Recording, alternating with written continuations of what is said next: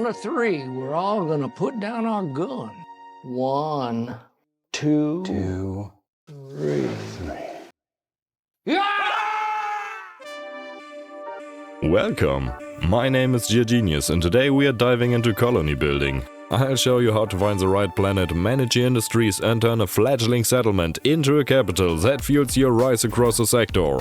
For these basic guides I like to break things down in a simple way, but if you want to see some advanced maneuvers, I've got a full Nexerelin guide in my pipeline, coming out soon I guess. And real quick before we dive in, there's a giveaway happening right now. I'm handing out free copies of Starsector. If you're interested, join my Discord and type engineer in the giveaway channel. I'll text the winner myself, more details are down below. Anyway, the stars are waiting, captains. Let's get your colony off the ground. Obviously not every planet you encounter on your journey is worth colonizing. Some worlds may appear promising at first glance, offering decent terrain or just crazy locations, but can hide a range of surprises beneath the surface. And while having access to resources like organics, metals or farmland is certainly helpful, it's far from the only thing that matters when deciding where to establish a colony. This polluted Terran world, for example, contains every resource in the game, although most of them are barely usable, and unfortunately it's the only planet in the system. Burned with so many negative modifiers, it's simply not worth colonizing.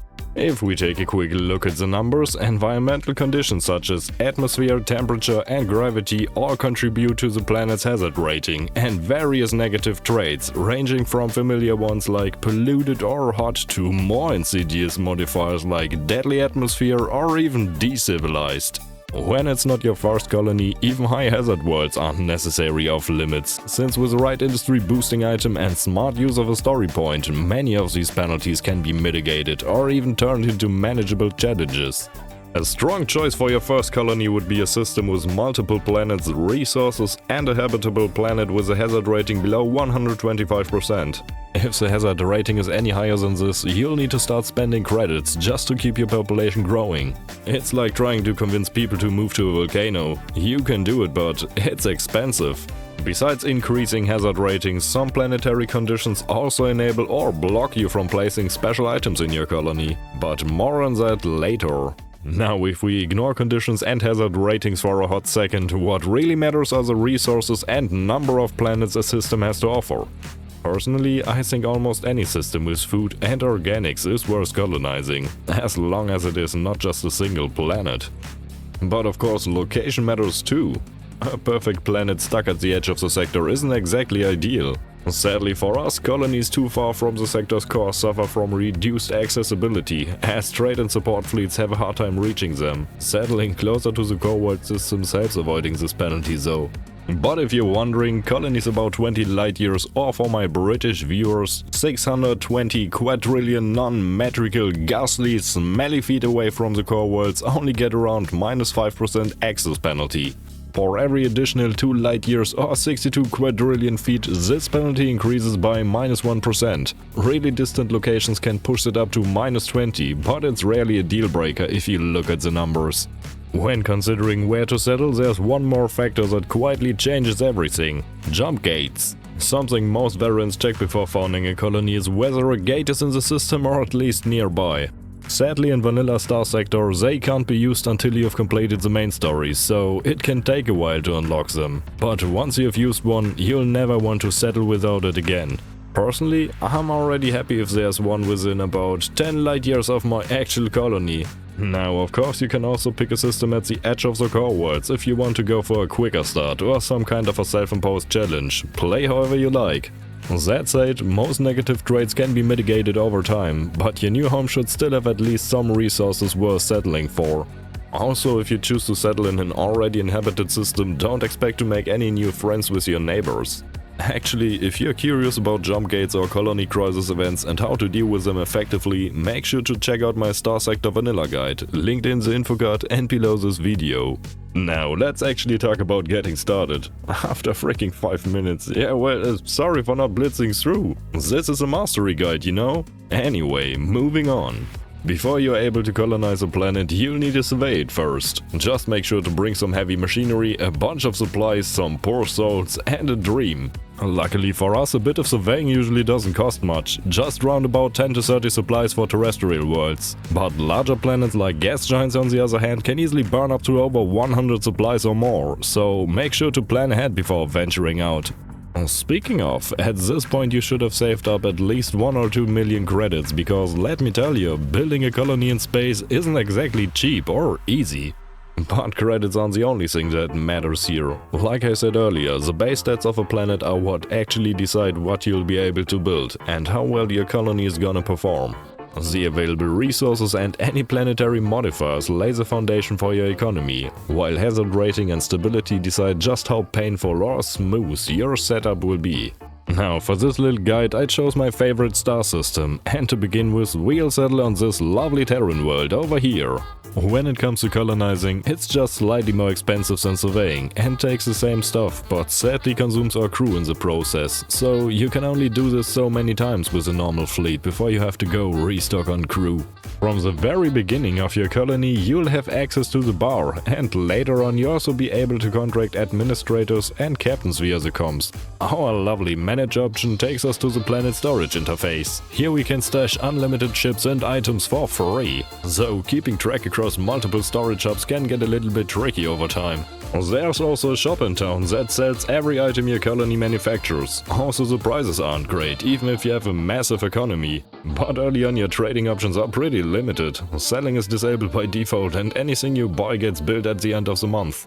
Now let's move on to the construction screen, the heart of every colony's development. You can access the screen at any time, either by clicking the button in the top left corner of your colony screen or by going through the command menu at the bottom and selecting your colony from there. Once you're in, things might look a bit overwhelming at first, so let's start simple.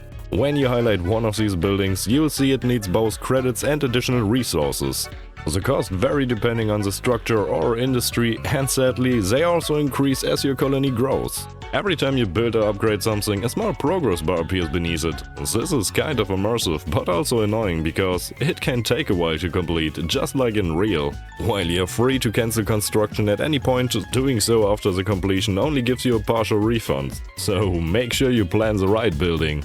By contrast, an absolute outlier, the population hub cannot be dismantled, only upgraded, and it houses one of the most important progress bars in your colony, which only advances when your population is actually growing. Obviously, once this lovely bar is filled, whether you like it or not, your colony will level up, unlocking additional development options and more building slots to min-max your industries. Just keep in mind that once your colony hits level 5, there's no turning back. It cannot be abandoned anymore, so any commitment past this point is permanent. While negative population growth is possible in certain situations, colony levels themselves are permanent. Once you've reached a new level, your colony won't drop back down, even if your conditions worsen later on. Each colony provides 12 building slots in total, but in practice only 10 of them are truly flexible because the other 2 are permanently reserved, one for your spaceport and another for your population and infrastructure, both of which are essential for your colony to function and grow and shouldn't be removed or replaced at any point. That leaves room for up to 4 industries, things like heavy industry, mining or fuel production, and 6 additional structures such as defensive or economic boosters. It may even seem like you have plenty of room to build here, but you're really only making just a couple of meaningful choices, and that makes every slot count. So we need to plan carefully, aligning our infrastructure with each planet's natural strengths and aiming for colonies that are as self-sufficient as possible. Or maybe not, play however you like. For our example, we are working with a system that has multiple planets, plenty of space for industries and a wide range of resources to support them. To begin with, you could pick a world with a low hazard rating and farmland, as the food produced here is shared with nearby planets, making a big difference in terms of both money and stability early on. Next up, you should secure access to more types of raw materials like ores and organics, because being able to produce the basics yourself is a strong first step for any colony. Though we'll come back to the other planets later, once it's time to expand our industrial supply chains. Speaking of industries, let me walk you through the various options we have when it comes to building up your empire. Actually, this might take a hot minute, so if you already know the drill, feel free to skip ahead. For everyone else, let's take a look at what your buildings do. No colony can thrive without basic logistics. That's where the spaceport comes in. It handles fundamental trade operations, and once upgraded to a megaport, it boosts efficiency, unlocking access to a wider range of industries and infrastructure. If you're looking to keep your supply lines running smoothly, the way station has you covered. It improves accessibility by supplying fuel and supplies to incoming and outgoing fleets. While it can't be upgraded, it synergizes perfectly with a megaport to support both imports and exports. When threats come battling down your front door, ground defenses are usually the first line of resistance. These fortifications can be upgraded into heavy batteries, offering strong protection against ground invasions, and are essential for colonies in more volatile systems. But defense doesn't end on the ground. By establishing orbital stations and upgrading them into battle stations or star fortresses, your colony gains powerful protection against hostile fleets, especially when combined with ground defenses. If defending your colony simply isn't enough and you want to secure the entire system, it starts with a patrol HQ. This structure deploys system-wide patrol fleets that intercept pirates, monitor trade routes, and respond to incursions. Upgrading to a military base or high command significantly boosts your fleet strength and coordination, with high command acting as a strategic brain of your defensive network, though only one can exist per system. But keeping the sector secure takes more than fleets and fortresses. It also requires the raw materials to keep your economy running. Mining industries extract essential resources like ore, raw metal, and volatiles, with output depending heavily on the planet's natural deposits. This cornerstone of early resource production is a must-have for any self-sufficient colony. Once the raw materials are finally flowing, it's time to process them. Refining industries turn those base resources into high-value commodities, making them especially useful on planets where extraction and refining can happen side by side. It's not mandatory to run both on the same planet, but as we'll discuss later, there are limits to how much you can transport between colonies. A reliable food supply is crucial for supporting both your population and your economy. The farming industry performs best on fertile terrestrial worlds, while aquaculture takes a place on ocean planets. For usual, one or two of these are enough to keep your colonies fed and help to meet the border food demands of your sector. If you're looking for a quick income boost, the commerce industry has you covered, enabling a free market economy that increases profits by 25% at a cost of -3 stability. Ironically, you can't actually sell goods yourself on the so-called free market, but it still serves as a powerful economic lever as long as your colonies turn some profit. When it's time to get serious about shipbuilding, heavy industry is the way to go. This vital industry and its upgraded form, Orbital Works, produces everything from ships to weapons and machinery. It serves as the foundation of your military and industrial power, provided it's kept well supplied. But not every factory here makes warships. For example, light industry focuses on civilian production, generating domestic and luxury goods, with drugs added into the mix if the free port option is enabled. These industries perform best on populous worlds with high demands and strong trade links, turning everyday needs into steady profit. Ancient ruins hold more than just profit, they offer opportunity. Tech mining operations extract valuables, blueprints and materials from these remnants of lost civilizations. You can actually find some useful stuff in here, especially when you're hunting for something specific, but the cost can outweigh the rewards if you're just gambling early on. Sadly, what you get depends on the size of the ruins and how often they've been picked over. Running a fleet takes fuel, and lots of it. Fuel production takes raw volatiles and refines them into space fuel, making it a useful industry for colonies and systems with plenty of volatile deposits. Sadly, it won't boost trade or defenses directly, but it does provide one of the most valuable commodities in the sector to keep your fleets and economy moving. Just maybe don't push your production past 3 units of fuel, unless you're ready to deal with an actual colony crisis.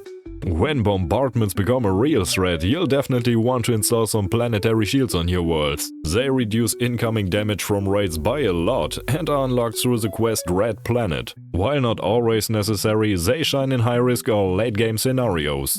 If your colony is near a cryosleeper, it will benefit from more than just lore flavor.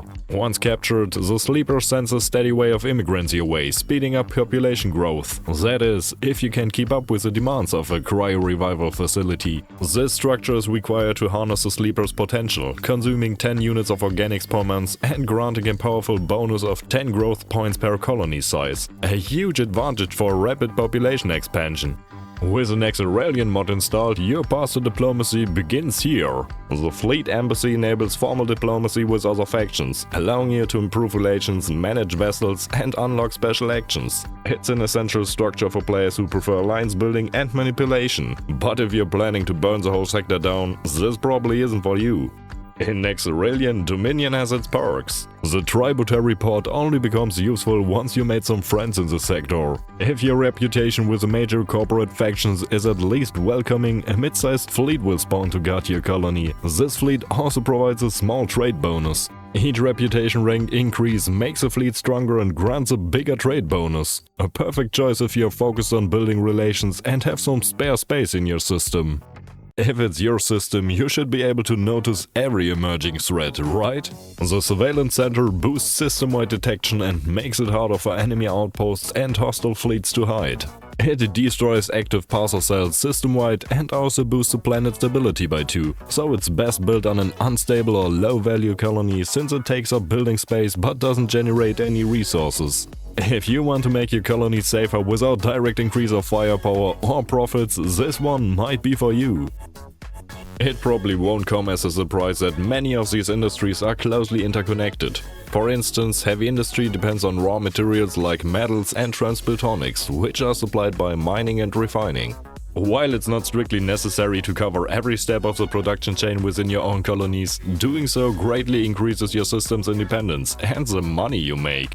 Also, this flowchart gives you autism if you look at it for too long, so don't do that. But to reach this level of industrial development, your colonies need room to grow. The number of industries a colony can support is sadly tied to the size, making population growth essential not just for income and defenses, but also for unlocking the full industrial potential of your world.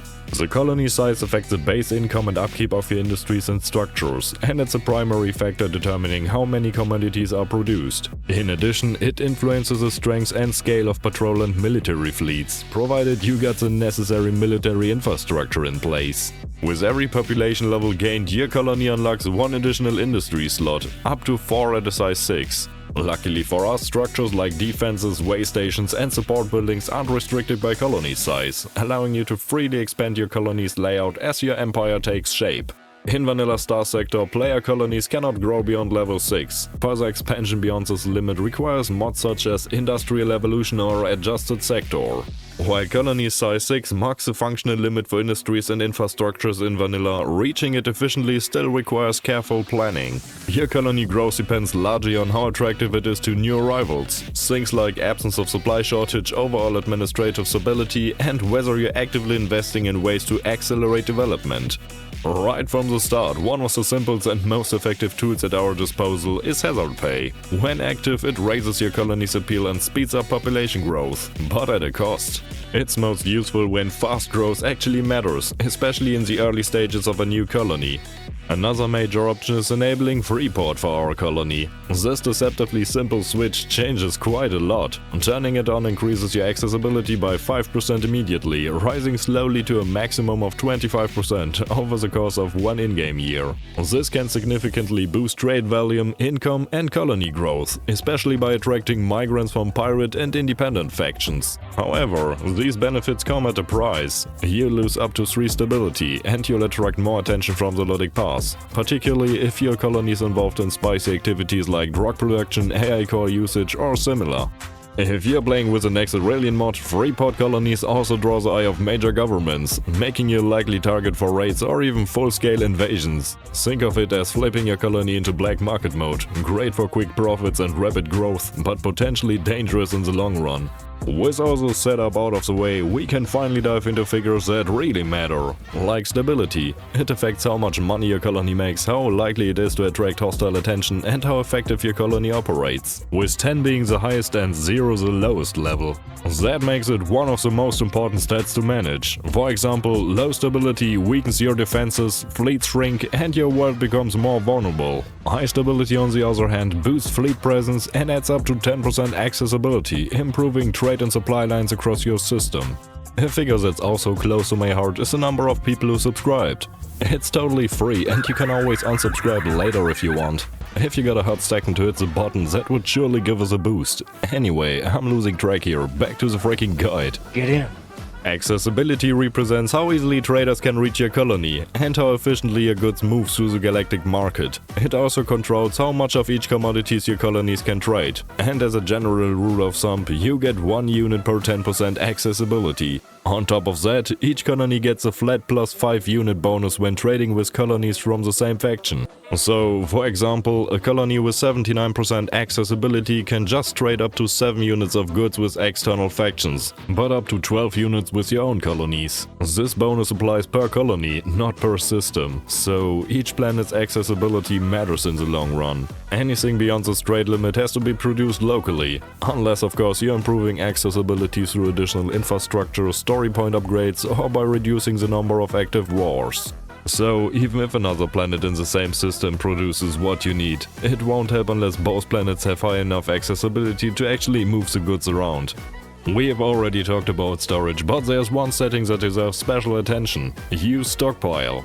This allows your colony to pull resources directly from the planet's local shop, and even if you're not producing something locally, the colony can still use what's available there. It's especially useful if trade convoys fail to arrive or if you just want to quickly boost stability.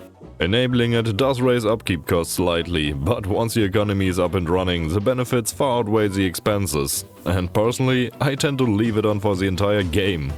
If you need a stability boost but can't actually build any defenses yet, stable locations are a great way to get started. Just a single comm relay in stable orbit increases stability by +1 and also removes the -1 penalty for not having one, efficiently providing a +2 stability swing for every colony in the system. Stable locations are usually easy to spot on the system map, but sometimes there just aren't any available. In that case, we need to pull off one hell of a maneuver to create one manually. To trigger the process, we have to fly straight into the sun for a hot second, which requires 1 alpha core, 200 heavy machinery and 500 fuel. Luckily for us, this process won't consume the core, but it will permanently create a new stable location inside the system. I highly recommend having at least one comm relay, especially if you're low on stable locations, because the other structures benefit your fleets, but only comm relays do affect your colony. If all of this isn't enough to keep your people happy, you can also trigger a manual stabilization, provided your colony is controlled by you and unrests exceed at least 2 levels. If you're new to the game, don't stress too much about all of this just yet. We've already talked a lot about limits and logistics, so now let's break it down by looking at what the numbers on the right side actually mean and how your colony handles supplies on the market. You see, everything produced on one planet is also available on the others. Think of it as one big warehouse under your control. When you add industries, your planet starts consuming certain products to produce different ones. Anything you can't supply locally must be bought, costing you small amounts of money. How much you can supply isn't just limited by mass, but also by access. To demonstrate, let me quickly open the market. Here we can see 2 hegemony planets offering organics, however the difference in their production is balanced out by their level of access. And despite their different output levels, both hold a 14% market share. Now that's the power of access, and it shows clearly that raw materials alone aren't enough. You need solid stats and good planets to conquer the market. But before we go shaking up the sector's economy, we need to make sure our colony is secure, because even the richest colony is easy prey without capable fleets or solid defenses. What you start with is your choice and depends heavily on the situation. I, however, usually begin by establishing a patrol HQ to ensure my system is well guarded. Sure, you could also build a battle station first to support your fleets in case of attacks, but that only protects a single planet. A patrol HQ, on the other hand, expands your security border a little bit further, and upgrading it later to a military base or even high command will increase both fleet strength and coordination range.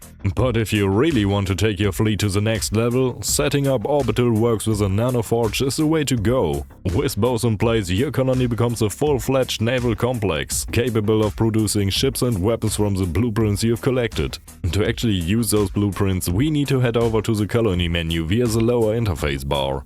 Here we can also assign heavy industry projects and fully customize our defensive fleet, including its layouts and ships type focus. Sadly, the size of your available production budget is determined by how many heavy industries or orbital works you have across your system. But if you're just short on industries, building your high command on a hot or extremely hot planet will also boost fleet quality. Beyond that, whether or not you keep a fleet in orbit, most planets will still benefit from at least a standard battle station to deter raids or invasions, especially if you invested in ship production or just want to protect your industries. But keep in mind that battle stations are neat, yet not invincible. Ground defenses on the other hand are often unnecessary, unless you're expecting an actual invasion. And no, you don't need a star fortress on every rock. A battle station usually gets the job done, unless there's an active crisis or you're in desperate need of a stability boost. Just keep in mind, defensive structures rely heavily on supply lines, and since all of these buildings are pretty expensive, it's often better early on to patrol the system yourself with a mid-sized fleet. This little maneuver does in fact cost fewer credits, but sadly more of your own time. Should your colony still end up being bombarded, buildings may get damaged and shut down until repaired. And in case of a saturation bombardment, the colony size can in fact decrease, so you might end up with less building slots and overall productivity for a while. If you're wondering what exactly we need to defend ourselves against, up here we can see that our trade routes being raided by pirates, terrorists are planning attacks on our industries, and a large number of citizens are fleeing from the Ludic Church. Sadly, all of these effects are negative, so some can be ignored for longer than others. In fact, if you want to deal with these events properly, we'll need to address a colony crisis. But more on that later. For those of you who are looking to min-max your planets, there's a surprising large number of colony items. And rather than stuffing this video full of item stats, I've made a separate breakdown just for that. The complete colony item deep dive is linked for your convenience down below. Now that you've built your economy, who's actually running the show? Every single colony out here needs a commander, and personally leading one grants a nice bonus of +1 stability. Sadly, you can just directly manage up to 2 planets at a time without any penalties, but for each one beyond that, all personally governed colonies suffer a -1 stability penalty per extra colony. So, if you get a whole cluster of worlds, it's wise to take direct control of only the most unstable one yourself. If the world under your control is decent enough, you may even want to skill towards industrial planning under the industry line in your skill tree. Beyond that, you'll need administrators, up to 3 of them, each costing 5 or 20 grand per month. But don't worry, they are worth it. And luckily for us, unassigned ones only get around 10% of their usual salary, so keeping a few extra around won't break your bank immediately. Expensive or not, some administrators often have a skill that boosts the planetary's output by 1 across all industries, but not all of them got the skill by default. So make sure you know what you're getting before you hire one at random. Alternatively, you can also assign alpha cores as governors, if you manage to find some. These little rascals never complain, always have the boosting skill and are totally free, just like subscribing. But of course, there's a catch. The hegemony or hegemony, the folks in orange will eventually come asking questions, and if you're really unlucky, even the Ludic Pass might show up with an old-fashioned grudge in form of a low-tech armada directly aimed at your colonies. But I digress. Sadly, you can only assign alpha cores as colony administrators, but gamma and beta cores can be installed directly into buildings. Gamma cores, for example, lower the resource demand of that building by 1 for every single good required, which can be an absolute game changer for colonies early on. In general, I actually tend to spam these all over the place. And with beta cores, you're not just getting better performance, they even cut the building's upkeep by a bit, so it's cheaper to run.